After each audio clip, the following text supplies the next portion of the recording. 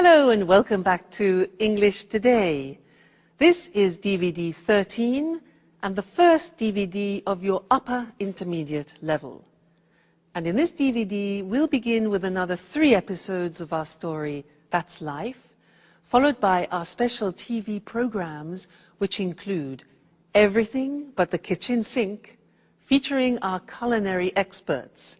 And then there will be a discussion about India and China. Do they represent a threat or an opportunity? Then, in the grammar section, we'll be studying more about the present perfect and the present perfect continuous tenses. And then we'll learn about the gerund and the infinitive. And we'll also study the first conditional. All right? So, I hope you enjoy yourselves.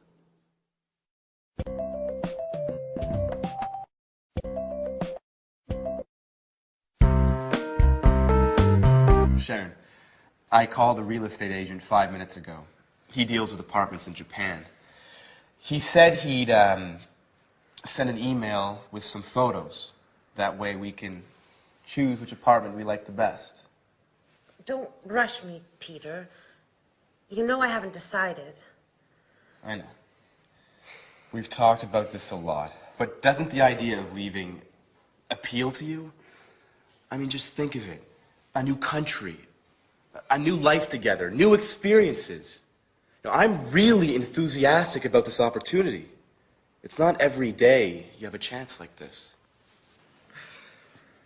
Well, I've wanted to make changes in my life for a long time, but these changes seem so overwhelming. There, I said it. I've never been to Asia, and I'm frightened of going there to live. But I told you that Alice has been there. She went to Japan in 1995. She says it's a fascinating country. It's antique and modern at the same time. It's full of interesting traditions and new innovations.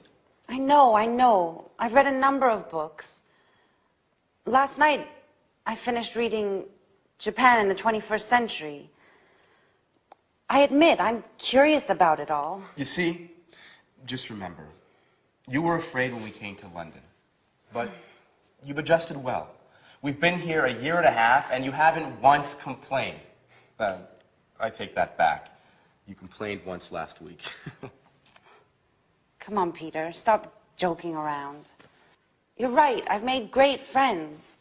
That's why I'm so hesitant to go. I know. I'm also sad at the idea of leaving everyone. But... Hey, Jack. How long have you been in here? A couple of minutes. Excuse me, I didn't mean to spy. But you were so involved in your discussion. So you've heard that she still hasn't decided, even if she's going to decide soon. In fact, we were just talking about which apartment to choose. Well, don't rush it, Peter. Decisions about major changes take time. So whose side are you on? I need to get going. I took my watch to be repaired 2 weeks ago, and I still haven't picked it up. Sooner or later, they're going to put it up for sale. Bye. Jack, I'm leaving her in your hands. Please try and convince her.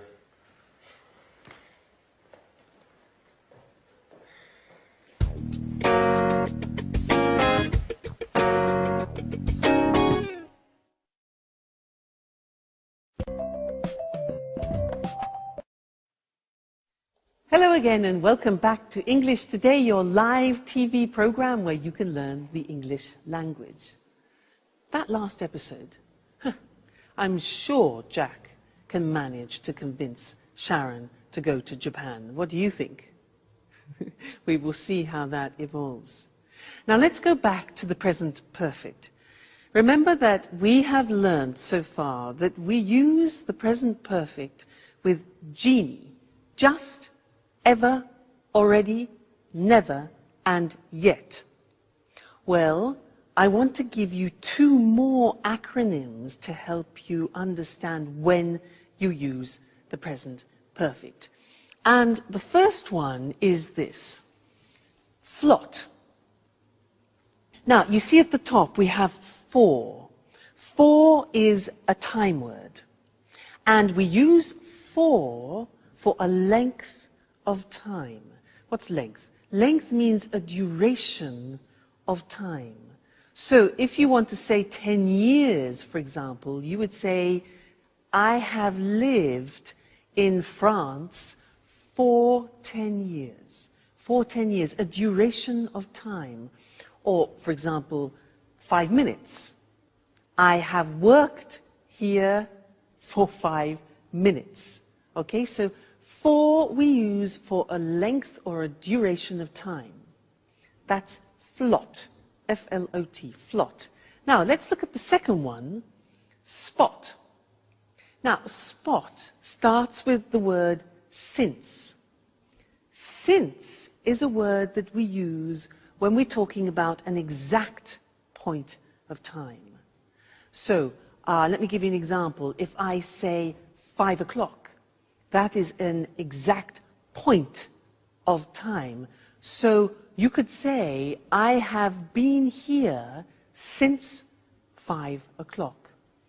Or for a year, you can say 1973, since 1973. So these two words are very important, for and since. Flot, spot. For a length of time, and since for a point of time. Now let's do a little exercise to help you with that.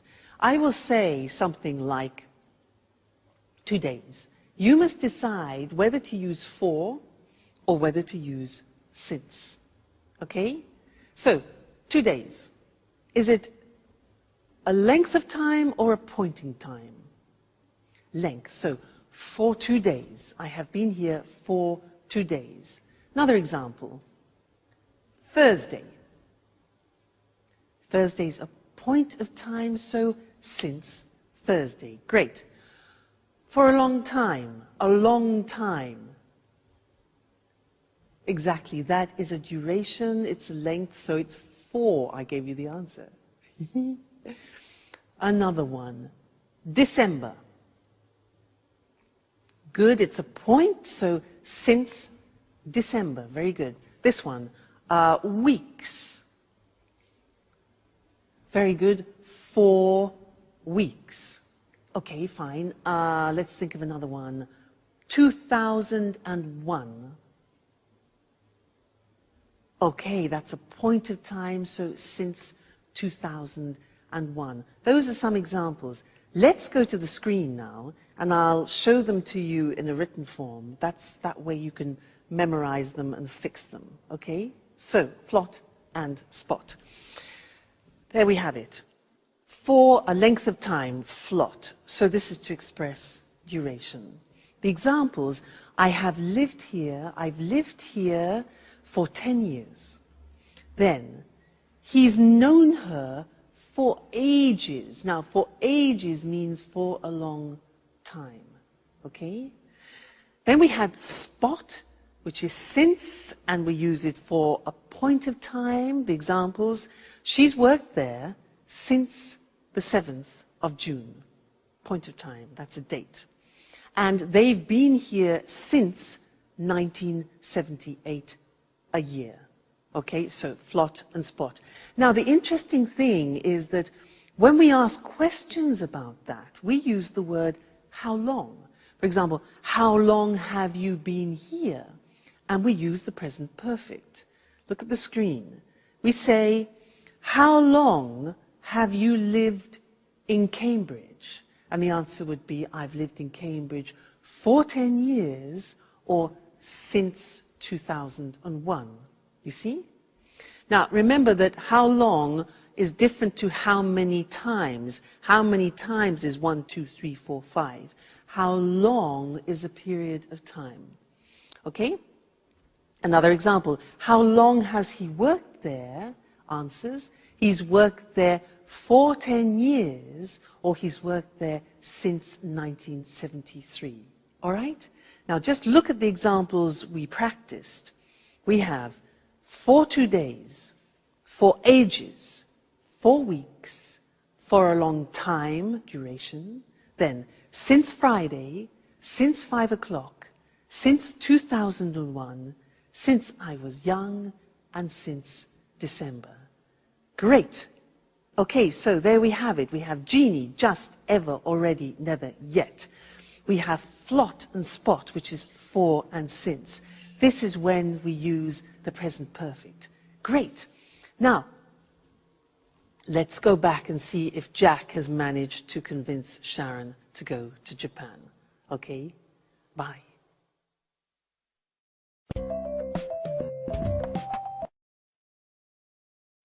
You can't leave. Now that we finally found each other. Stop it, Jack.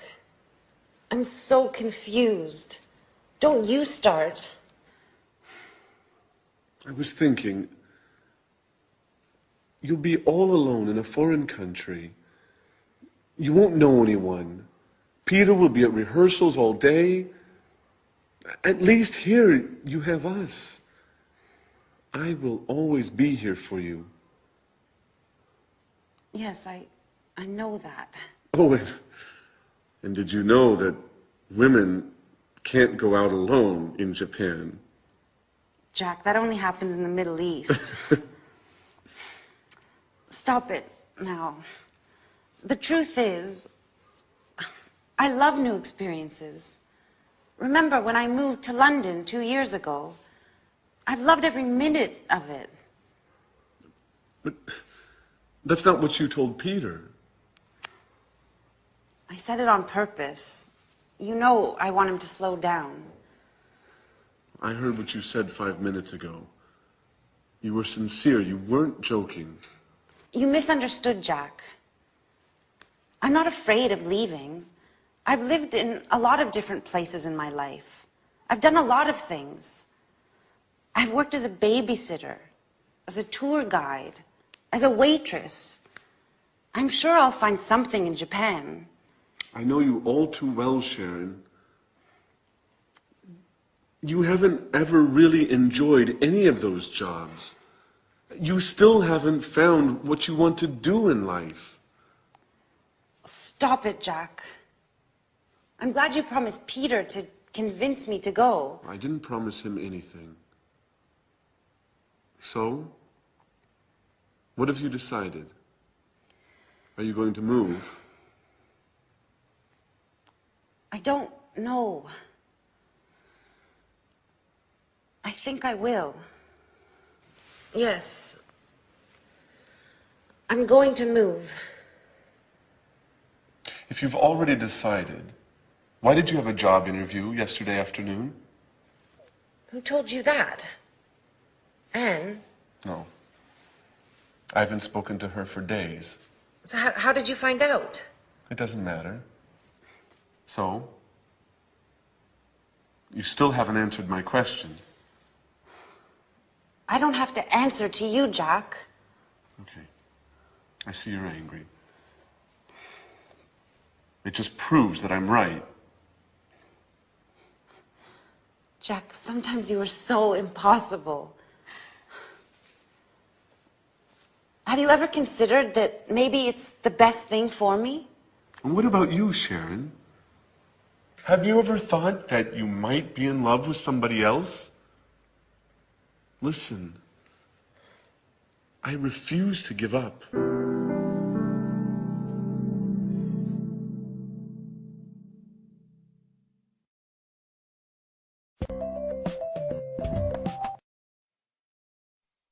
Love is difficult, isn't it? I know something about that. But so is the simple past and the present perfect.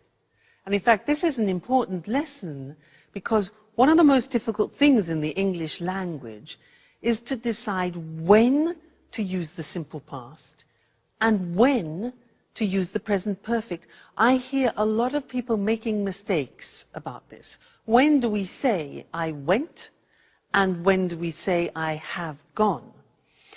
Well, remember, up until now, I've tried to help you with these acronyms, you remember? Oilway and Genie. And I really do think they'll help you. Now, do you remember, Oilway was for the simple past. We use the simple past with on, in, last, when, ago, and yesterday. Okay? And we use the present perfect with just, ever, already, never, and yet. Be careful. There are two A's. This is already, this is ago. Okay, so be careful there. So, when you are speaking English, you have to make these choices. What do I use? Simple past or present perfect? And it depends on what time reference or time word you are using in the sentence. That is the most important thing, okay? Which one of these acronyms? Let me give you an example. We'll take a simple verb like I go. Now, if you want to use already in the sentence, what do we use? Do we use present perfect or simple past? Already is part of genie, just, ever, already, never, yet. So you need the present perfect. And you say, I have already gone. Now, if you want to use last week, where is it? L, last, simple past. So you say, I went last week. Now, you try. I want to use just. Which one? Genie, just. So we say, I have just gone. Present perfect. Okay, next one. I want to use yet. Now be careful, there are two Y's. This one is yet, this one is yesterday. Be careful. So, yet is negative, do you remember? It's present perfect, and the yet is at the end of the sentence. So, I haven't gone yet. All right? That's more difficult. Yet. So that's an exception. Next one. When? When? Okay, simple past. For a question, very often, when did you go? Next one. Never. Right? I have never gone. Present perfect. Fabulous. 2 days ago. Now this is already and that is ago. So, I went 2 days ago. Great, you're getting the hang of it. On. Yes, so I went on Friday, for example. Yesterday.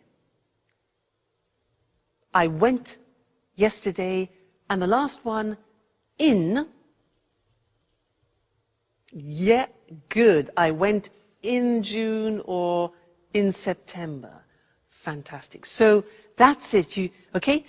When you are deciding whether to use the simple past or present perfect, think of the time words. And let's look at that on the screen, just to remind you once more, because this is difficult. So, oil way is for specified time. On, in, last, when, ago, yesterday. I saw him on Friday. We went there in 1988. She came last week. When did you visit them? Question form. I visited them 2 weeks ago. I saw him yesterday. On, in, last, when, ago, yesterday. Then genie for unspecified time, indefinite time, just, ever, already, never, yet. Examples, I have just seen him. Have you ever been to America? They've already eaten. He's never learnt. And have you met them yet? Okay, yet at the end. So please try and memorize these. Oil way, genie, and think about it when you have to decide between simple past and present perfect. All right? Good luck. And I'll see you again soon. Bye.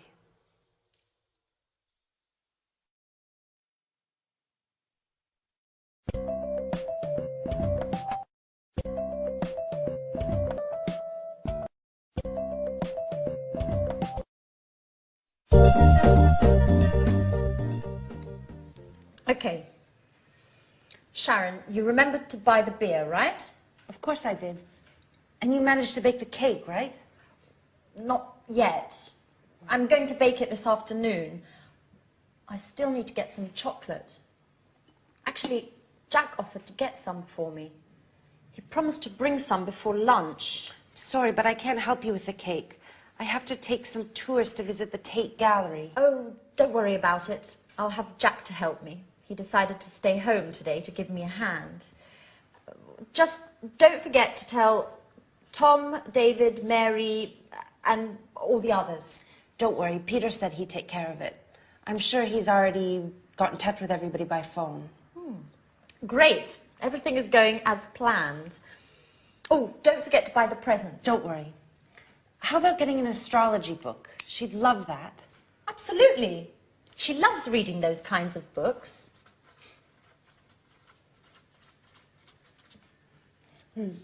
I hope I can get it before I go to work. By the way, have you heard anything from Mr. Dubois? Well, he told me he expected to come, but couldn't confirm. Well, you know how it is being so busy and everything. It's hard for him to give a definite answer one way or the other. I imagine being a stage director is difficult. Alice would be so happy if he comes. Yes, she will. Anyway, Mum's the word. If you say anything, it won't be a surprise. Hey everyone, what are you up to? Oh, nothing important. Oh, I almost forgot. Happy birthday, Alice. So, what have you arranged to do this evening? Well, I considered celebrating with you guys. I mean, if you want to. Oh, I'm really sorry, but well, Jack has arranged to eat out this evening with his colleagues and he can't put it off now. And, well, I agreed to correct some reports. Oh, I see. What about you, Sharon? Oh, I'm terribly sorry, but I agreed to go to the theater with Peter, and he won't be finished rehearsing before midnight. But I thought... Well, I know we promised to have a party, but why don't we postpone it? It's just not possible today. What a shame. I can't stand the thought of being all alone on my birthday.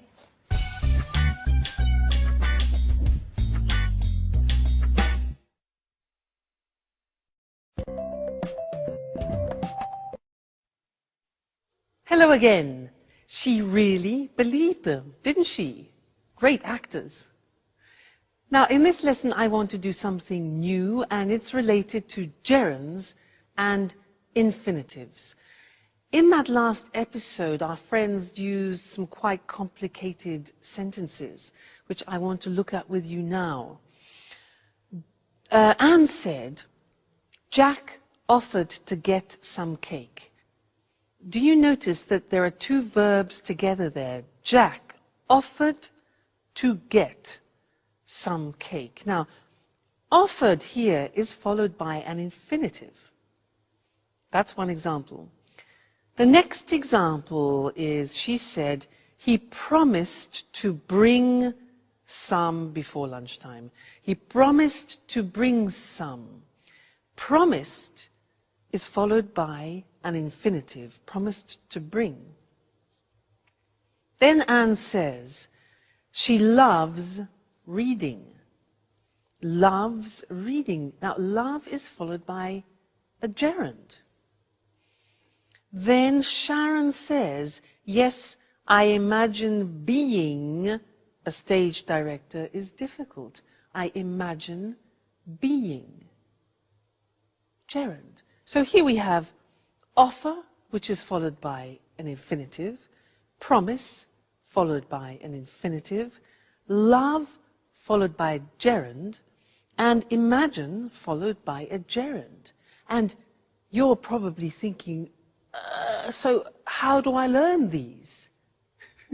Well, you have to learn them by heart, as we say. Yeah, there's no other choice.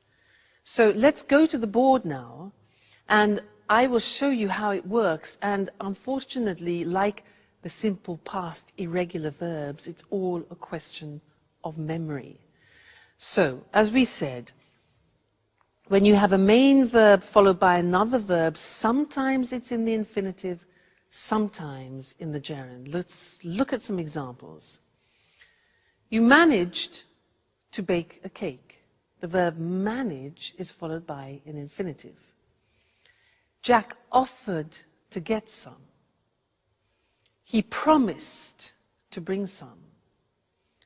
I have to take some tourists. Have to in the sense of obligation. What have you arranged to do? Arranged plus infinitive.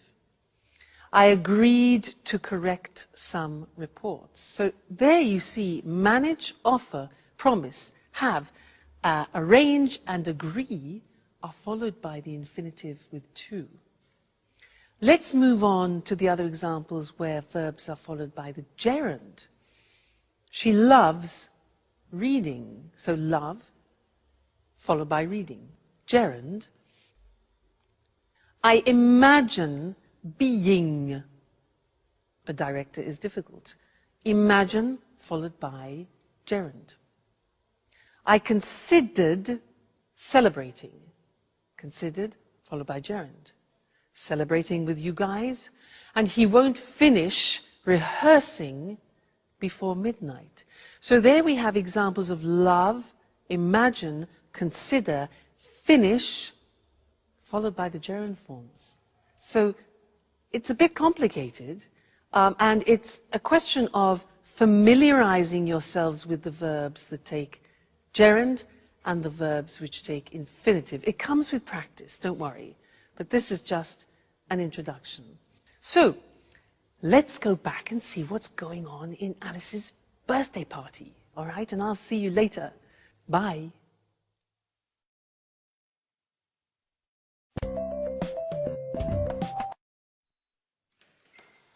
Hey, is anybody home?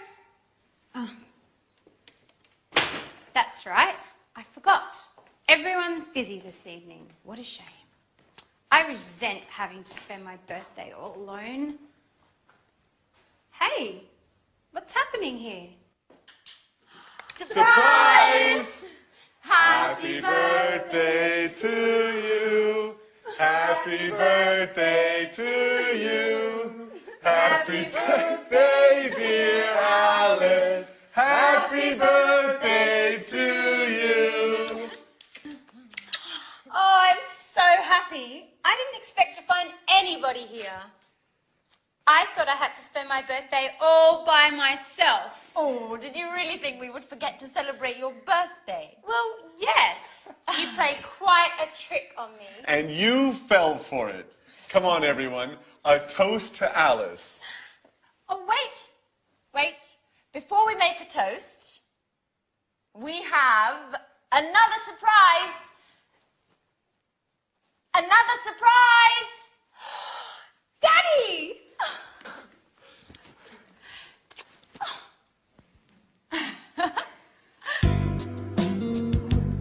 This is such a great birthday.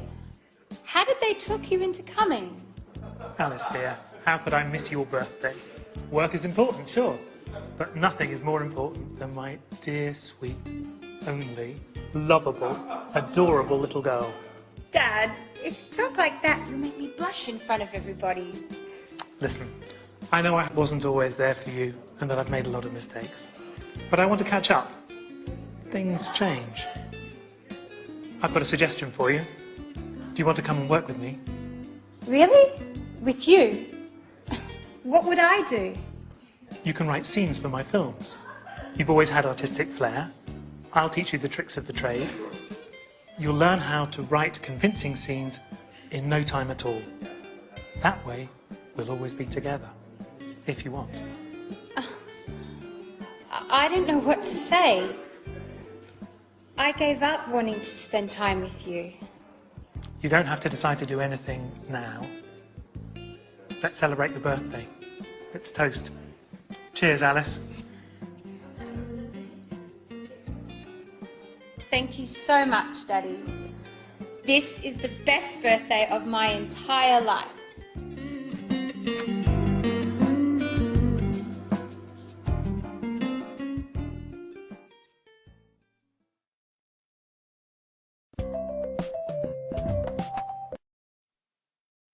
Happy birthday, Alice. Did you hear what her father said? He said, if you work with me, I'll teach you the tricks. Now that's an opportunity, not only for Alice, but also for us, because he used a grammatical form that I want to teach you now.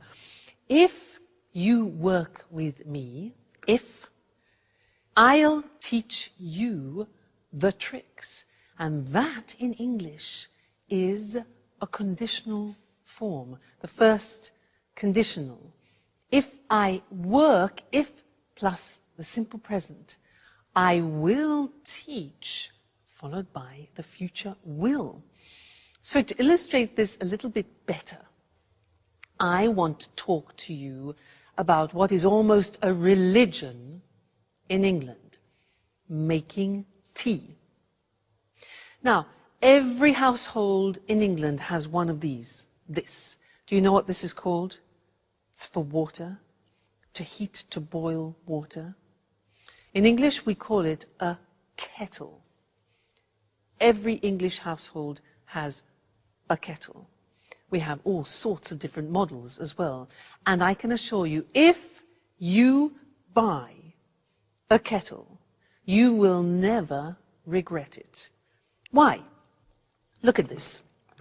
It's very light, plastic, and it's very fast. So, if you fill this kettle to about here, it's 1.5 liters. And then, here's the plug. If you plug the kettle in, the water, 1.5 liters, will boil in 3 minutes. Incredible. So, 1.5 liters, if you boil 1.5 liters, then it will be ready in 3 minutes, okay? The other good thing is that if you want to carry the water to another place, look, take it off the element, and it's portable. Now, there's one thing to remember. Inside, sometimes it gets a bit dirty. You have a special liquid to clean it. Because if you don't clean it, then it'll change the taste, or it might change the taste of the tea. Okay, so that's important. So, a kettle. If you buy this, I can assure you, you will never regret it.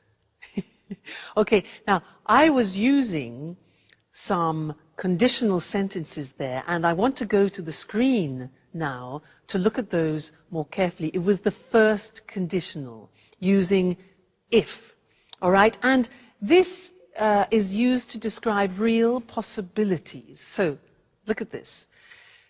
If you work with me, this is Alice's father, I'll teach you all the tricks. So we have if, then the present tense, and then will and the infinitive, which is probably different to your own language, so be careful about that. The other example, if you use a kettle, you'll make tea faster. So present tense, future with will. If you use a kettle, you'll make tea faster. If you don't clean it, the tea won't taste good. You see the negatives there? If we don't, negative of the present, the tea won't, negative of will, taste good. Now, we can sometimes change the second part. Look at the next example. If her father offers her a job, she might accept it. Now, using might gives the idea of uncertainty, but that's fine to use in the first conditional. The other example, if he accepts the job, if he accepts the job, he might move, go to Japan. All right, so you can also use might. If you stay with me in English today, you will learn the English language. All right? Great. Well, I'll see you again in the next lesson. Bye.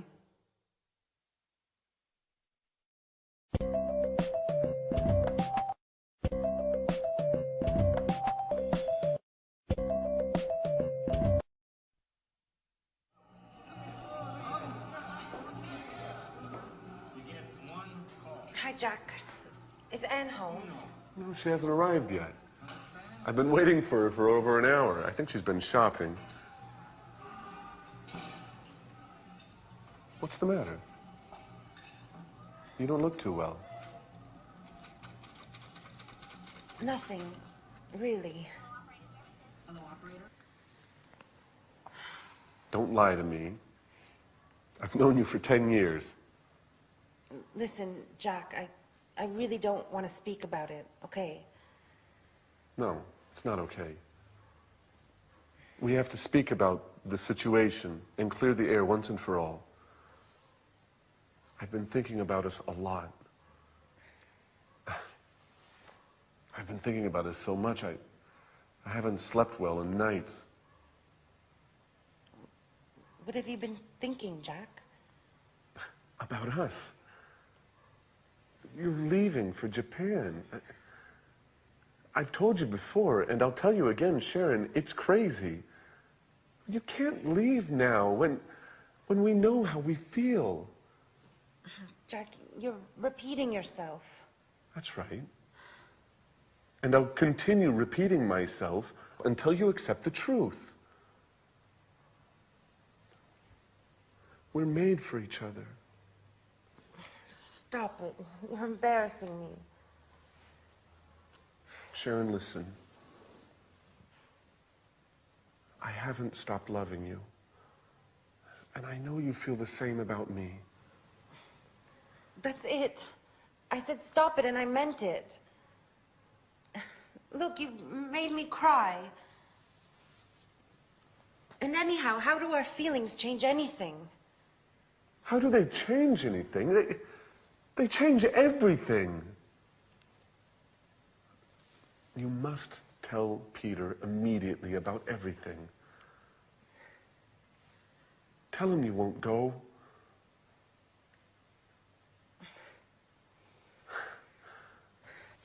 I'm so happy. I knew you felt the same way about me. Hey, is anyone in there? Oh my God, it's Peter. He can't see me like this. Stay calm. Maybe it's time we tell him everything. Is anybody in there? Hello?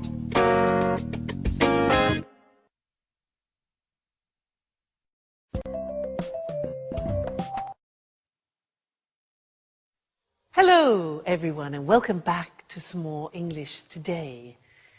It's the moment of truth for Sharon, isn't it? Now, in that episode, they used some very interesting language, and language which is a grammatical form very typical to English. It's a form you don't find in many other languages. Let me give you some examples. Jack said, "I've been waiting for her for over an hour. I've been waiting for her.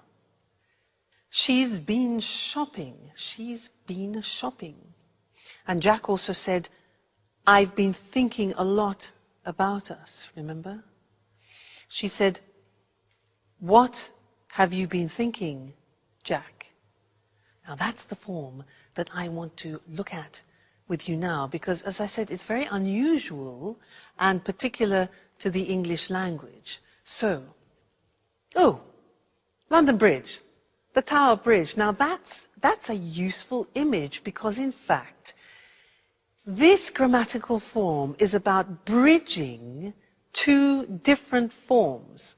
It's about bridging the present perfect has been or have been with the present continuous form, for example, I am working. Now, you put those together, mix them all up, ding, bingo, you get the present perfect continuous. You see, the taxi joins the two together. That's great. I'll give you an example. I have been teaching for years. Now, what does that mean? It means that I started it in the past, this action, and I am still continuing it now. So, I started in the past, have been, and I'm continuing now the continuous. I have been teaching English for years. Okay, let me give you another example. Yoga. I started yoga 5 years ago. I'm still doing yoga now. So I say, I have been doing yoga for many years. I have been doing yoga for many years. Okay, so that is this interesting mixture of present perfect and the present continuous. Okay? So, I think in order to understand it a little better, we should go to the screen so that you can see it in the written form. I remind you, it's a tense that you find in particular in the English language, not in other languages. So, here we have it. Sharon has been working as a tour guide for many months. So, an action starting in the past, continuing now. He's been working here for 5 years. He's been stands for he has been working here. They've been playing tennis since May. Okay? That's the positive form. Now, the negative form, Peter hasn't been paying attention to Sharon for a number of weeks. That's the negative. That's true. The question form is, how long have you been doing your homework this morning? Have you been doing inversion? How long has she been teaching? We use how long very often because we want to find out the duration, when the action started and the action is continuing now, so what period of time? How long have I been teaching? Then the answer would be, I've been teaching for many years. I could ask you, how long have you been learning English? You can say, well, I've been learning English for years, or whatever the answer is. So that's the present perfect continuous, PPC, and don't worry, this is not the only lesson about it. It's not easy, and I will tell you other things about it in another lesson, the next lesson. All right? So see you then. Bye.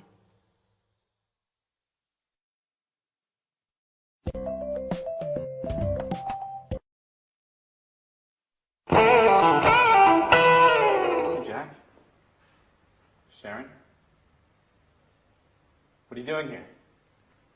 I've been looking for you for half an hour. Hey, what's the matter? You've been crying. Are you going to explain to me what's going on or not? Peter, listen, calm down. I'm not going to calm down. I want answers, and I want them now. What's going on here? That's what I'd like to know. Jack and Sharon have been here for who knows how long, and who knows what they've been doing. Hey, Jack, it's time you tell me what's up. I'm going to get really mad if I don't get some answers. Okay, stop. Stop! You're acting like little children. Come on, Jack. Let's leave Peter and Sharon alone. They need to talk, and we need to go shopping.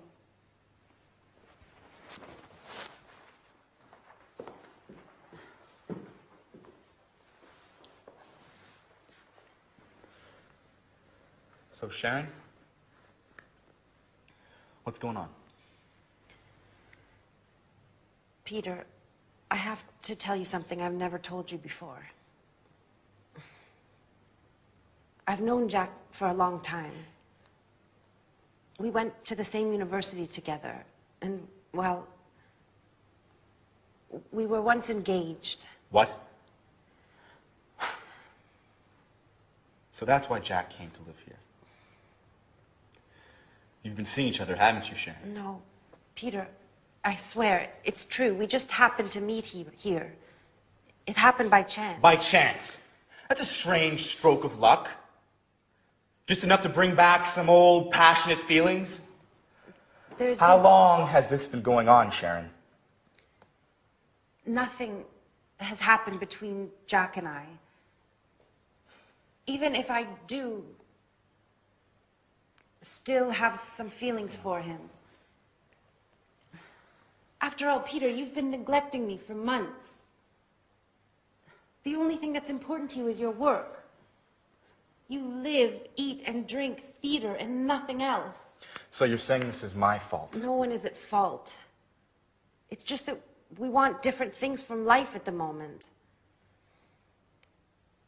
I've had 2 interviews with the director of the Archaeology Museum.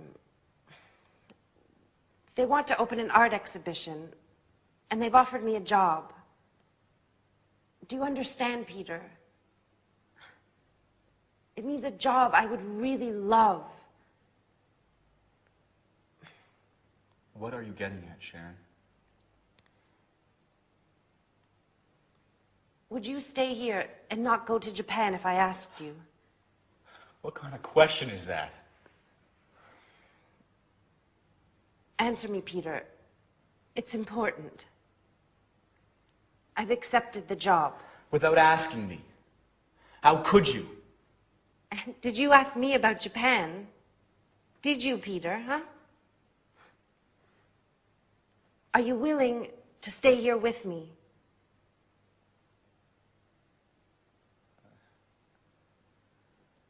I can't, Sharon. This is my big chance. You see, Peter, I'm right. Nothing is more important to you than your success.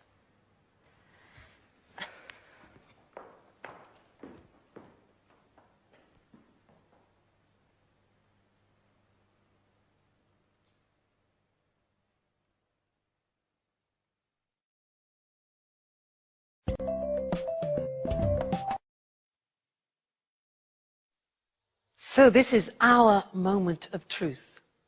The question is, when do we use the present perfect and when do we use the present perfect continuous? Many people ask me this. They say, Louise, but when do we use the present perfect? I have gone, I have seen, I have done. And when do we use the present perfect continuous? I have been working, I have been learning. Often people confuse the use. And you're right, it's not easy at all. So I'd like to try and help clarify that by these simple things, a revision of what we've already seen. Now, with the present perfect, we use genie. Remember? Just, ever, already, never, and yet. That's important to remember. With those words, we use the present perfect. But with the present perfect continuous, we're using for, since, and how long. Okay, now that is the difference. So if I take a phrase like, I do the exercise, and I want to use the time word already, then you need the present perfect. I have already done the exercise. But if you want to use the concept of since, you can't use the present perfect, you use the present perfect continuous. So, I have been doing the exercise since Friday. Another example would be, for example, just. Just is a present perfect word, so we say, I have just done the exercise. If you want to use for, we're into the present perfect continuous, the PPC. So I have been learning English for many years. So do you see the mechanism? You have to think about what time words you want to use in the sentence. Then you choose the correct grammatical form. Genie for the present perfect. For, since, how long? How long have you been learning English for the present perfect continuous? That way you can distinguish between the two forms, all right?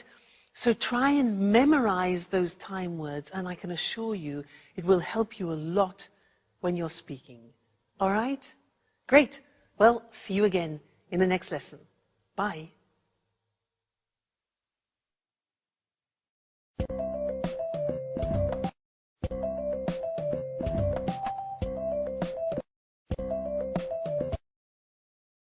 Welcome to Cooking Today. We're delighted to be back in Lisa French's home again. Lisa, we've had so many calls since our last program. I'm glad to hear it. Well, now let's see. Here, Sally from Manchester is getting married in June and has always dreamt of having a well-equipped modern kitchen just like the ones in the movies. How can we help her? Well, to begin with, a kitchen environment should be well lit and have ample surfaces to work on. Also, plenty of drawer space is necessary for storage of food items and utensils. I know what you mean. I have to contend with a small kitchen that has neither light nor enough drawer space. That's why I go out to restaurants. You don't need a king-size kitchen to enjoy cooking in it. What's important is organisation and having things at hand. What are the main appliances newlyweds should have? Well, obviously, a hob, an oven, and a fridge are absolutely essential. Today, many people can't survive without a dishwasher. I'm one of those people. I really hate doing dishes. So do I. Getting back to the subject, I'd like to show our viewers some optional appliances. Although they're not strictly necessary, they often come in handy in large families or when entertaining guests frequently. One is the grill. Another is a deep fryer for large quantities of chips and other tidbits. That's not the appliance for me. I love healthy cooking. In that case, you need a steamer oven like this one. In the US, it's hard to find a kitchen without a microwave.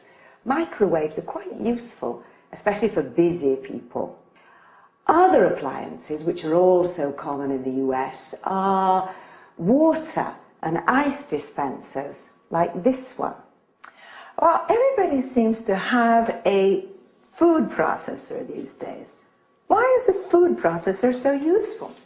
Well, a food processor is a great boon, since it's a real space and time saver. It has many different functions. It can mince meat, grate cheese and vegetables, make breadcrumbs, pulp tomatoes, fruit, and so on. So what else can you show us? An electric beater like this can be used for whisking eggs, as well as making mayonnaise. Other kitchen aids are scales and measuring utensils. Careful weighing and measuring are fundamental for successful cooking, since recipes are generally in kilos and grams. All right. There are a lot of other things that we could talk about, but unfortunately our time is up. Lisa, once again, it's been great being here. Thank you for your help. You're welcome.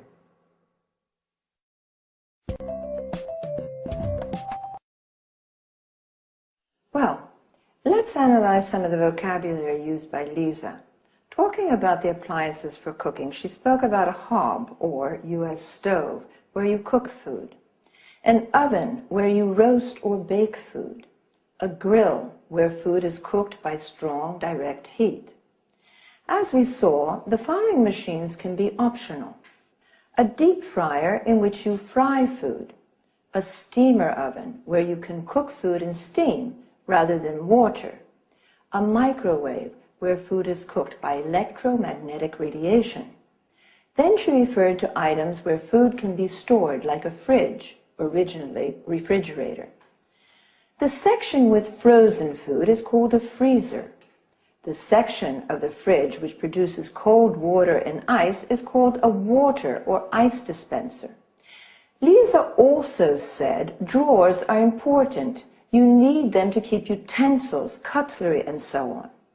A dishwasher is a machine for washing dishes, cutlery, glasses, and so on.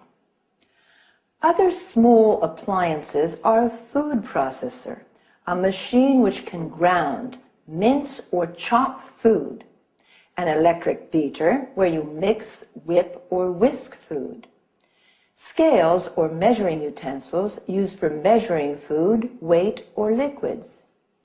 Then Lisa used some culinary terms, such as mince, that is chopping meat into very small pieces. Notice that mincemeat is a mixture of dried fruit. Cheese and carrots can be grated, that is, finely shredded. Or we can say pulp, which means crushing fruit into a soft paste. Pulp is also the soft inner part of fruit. Another useful verb is beat. That is mixing eggs, cream, butter, using a fork or a whisk. That's enough for today. See you again. Bye.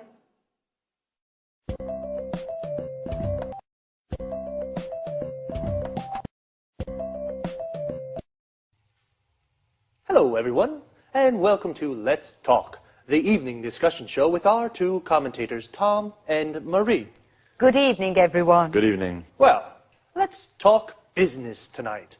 Let's talk about some important developments in the global economy. Let's talk about new markets and new commercial opportunities. In particular, I'd like to know what you think about the extraordinary economic growth that's taking place at the moment in some parts of the world. Are you referring to China? Yes, and also to India. You know, for the last 5 years, the economies of these countries have been growing at almost double-digit rates. In 2005, the Chinese economy grew by 9.9%, the Indian economy by 8%. Compare this with an average of only 1.3% in Europe's Eurozone. How do you see these developments? Is this enormous economic growth an opportunity or a threat for European producers? Well, I'm rather concerned about it, and I believe that many European industrialists are concerned too. These two Asian giants with their enormous populations are threatening European manufacturing and jobs. The fact is that labor costs are so low in China and India that European manufacturers just can't compete. Sorry, Tom, but I really don't agree with you. I don't see these growing economies as a threat to European producers. I believe that China and India offer new, important markets to European manufacturers. You know, both countries have middle classes that are becoming larger and larger. These people are becoming wealthier and are looking to spend their money on luxury goods made in Europe. So, Maria, according to you, European companies can sell their high-quality goods to middle-class Indians and Chinese. Exactly. In this way, European exports to China and India are predicted to increase. Just a second, Marie. The reality of the situation is rather different. India and China are selling much more to Europe than Europe is selling to them. I accept that's true at the moment. But don't forget, Tom, that cheap Chinese goods have helped to keep inflation low in European countries. And this has helped keep interest rates low too. So, consumers have been able to save money and spend this money on other things. Well, I agree with you that European consumers and industrialists have benefited from trade with China. Of course. What's more, today, more and more European companies are building factories in China or are having their goods produced there. Exactly. That's the problem, Marie. European industrialists are deciding to have their goods produced in these countries because labour costs are lower. If we continue like this, lots of factories in Europe will close and the number of unemployed will rise. Well, I can certainly see that you have different opinions on these issues. I think you're both right. Like most things in life, economic growth in China and India has its good and bad points. It can either offer commercial opportunities to some European producers, but it can also pose a threat to other sectors of European manufacturing. Okay, let's say goodbye to Tom and Marie. Goodbye. Goodbye. Goodbye to everyone, and see you again for another appointment of Let's Talk. So, we've just spoken about developments in the global economy. The global economy is the economic system of the world. An important development is the economic growth in China and India. Economic growth is the development of an economy. The Indian economy grows by 8%. Notice the use of by. The Chinese economy grew by 9.9%. Here, notice also how we say 9.9. Is this economic growth threatening to European producers? A threat is a danger, and the verb to threaten means to put in danger. One opinion is that the economic growth of India and China is threatening European producers. Producers are companies that make products. Another word for producer is manufacturer. Why is it a threat? Because there are low labor costs in India and China. Labor costs are how much a company pays its workers to produce something. The number of unemployed will increase in Europe. This is the number of people without a job. We say someone is unemployed when they don't have a job. Another opinion is that it isn't a threat. Actually, it's creating new commercial opportunities for European manufacturers. New commercial opportunities are new markets for products or the chance to sell more to existing markets. Just quickly, before we run out of time, there are a few useful expressions for discussions I'd like to look at. A polite way of asking someone's opinion is, I'd like to know what you think about. When you strongly disagree with someone, you can say, sorry, but I really don't agree with you, or just a second. But if, on the other hand, you agree, you can say, I accept that's true, or I agree with that. Well, that's all the time we have for this time. See you soon.